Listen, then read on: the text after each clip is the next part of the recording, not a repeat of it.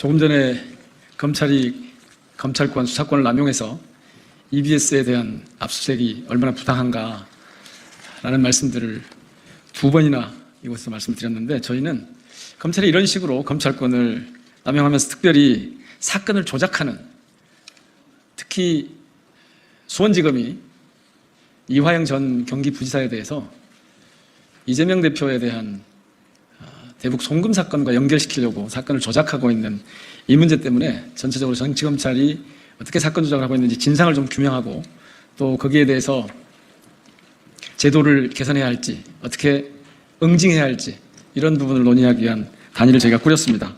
그게 정치검찰 사건 조작 대책단인데, 오늘은 자료를 제출하지 않고 계속 검찰이 허위의 사실을 가지고 마치 진실인 양 여론 호도하고 있어서 그 부분에 대한 문제 제기를 하고, 또 앞으로 저희들이 어떻게 활동해 나갈 것인지 말씀을 드리도록 그렇게 하겠습니다.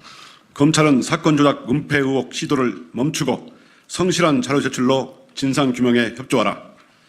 진실은 결코 가릴 수 없습니다. 검찰은 수원지검 사건 조작 의혹 은폐 시도를 즉각 중단해야 합니다. 진상규명에 적극 협조할 것을 강력히 촉구합니다.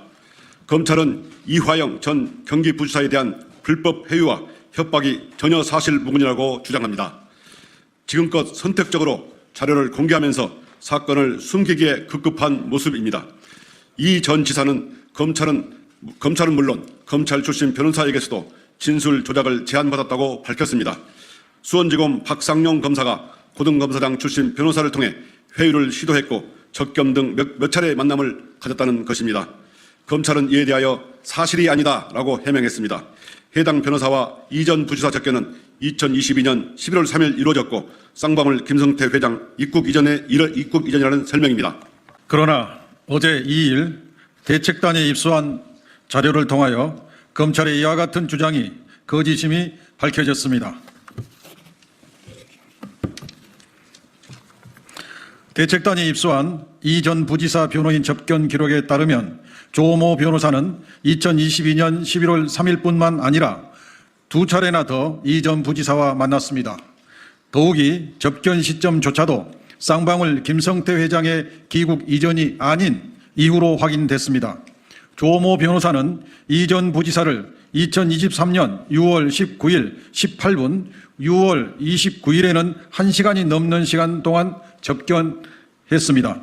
이 전 부지사가 변호사로 선임하지도 않았음에도 조 변호사는 열흘 사이에 두 번이나 스스로 이 전 부지사를 찾았습니다.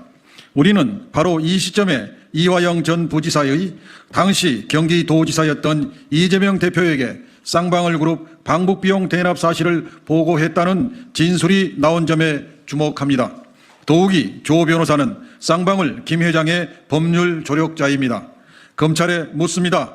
검찰은 왜 조모 변호사가 김성태 전 회장의 귀국 이후 두 차례나 더 이 전 부지사와 만났다는 사실을 숨겼습니까? 또한 박상용 검사가 조모 변호사에게 이 전 부지사를 찾아가도록 한 것이 사실인지 밝혀야 합니다.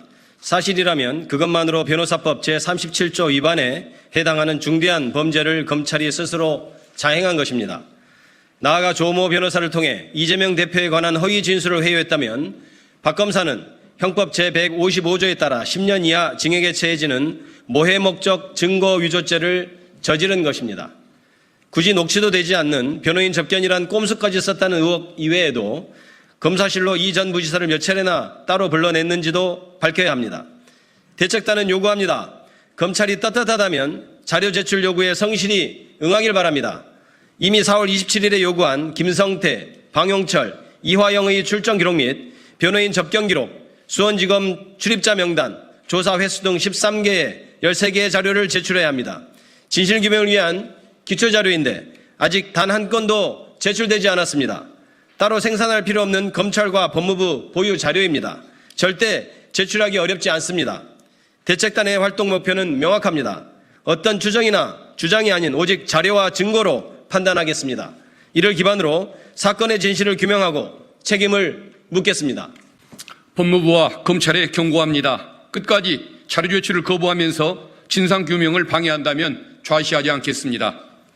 대책단은 물론 더불어민주당 당 차원에서 특단의 조치를 취하겠습니다. 자료 확보를 위한 기관 방문은 물론 상임위 현안 보고 등 모든 방안을 강구하겠습니다. 제22대 국회 개원과 동시에 특검 도입도 검토할 것입니다. 만약 특검이 도입된다면 단호하게 사건 조작의 뿌리까지 파헤칠 것입니다. 수사 대상에 검찰의 진술 조작 의혹에 가담한 김성태 전 쌍방울 회장의 주가 조작 의혹은 물론 검찰과의 뒷거래 의혹까지 포함시키겠습니다. 다시 한번 강조합니다. 법무부와 검찰은 국회의 자료제출 요구에 성실히 응해야 합니다. 주권자 국민의 뜻은 확실합니다. 제1야당 대표를 상대로 한 정치검찰의 사건 조작 의혹은 명명백백하게 밝혀져야 합니다. 감히 그 목소리를 거스르지 말아야 합니다. 우리 대책단이 앞장서겠습니다. 관심과 성원을 부탁드립니다. 감사합니다.